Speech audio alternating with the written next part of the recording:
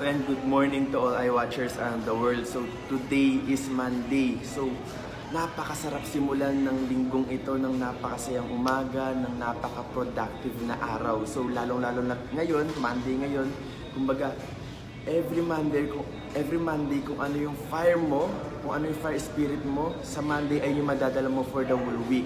So i-attract mo na, maging positive ka na, kumbaga i-boost mo na yung positive mindset mo today kasi ayun yung mabibitbit mo for the whole week, and i-attract mo na lahat ng pwede mong ma-attract. Kumbaga kung ilan yung gusto mong number of directs for the whole week, kung ilan yung gusto mong income for the whole week, i-attract mo na lahat ng gusto mong i-attract kasi panigurado, once in-attract mo yun and nagtiwala ka sa sarili mo na makukuha mo yan, that's the number one thing na dapat meron ka sa sarili mo.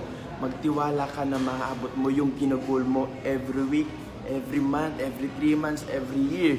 Kasi panigurado, once na may tiwala ka sa sarili mo, magtitiwala rin yung ibang tao sa'yo. So ayan, lagi ninyong tatandaan na lahat ng bawat araw natin sa buhay, basta meron tayong pangarap, meron tayong eager na gawin yung mga dapat gawin para maabot yung mga ginugol natin sa buhay, panigurado maabot natin lahat ng mga pangarap natin sa buhay. So once again, I am Mayor Cadiz, your CEO, your president na palagi nagsasabi na hindi ko kayo iwan until such time na lahat kayo ay nakakingin ng ulog sa buhay. Maraming salamat po iWatcher. So have a good day. Bye-bye.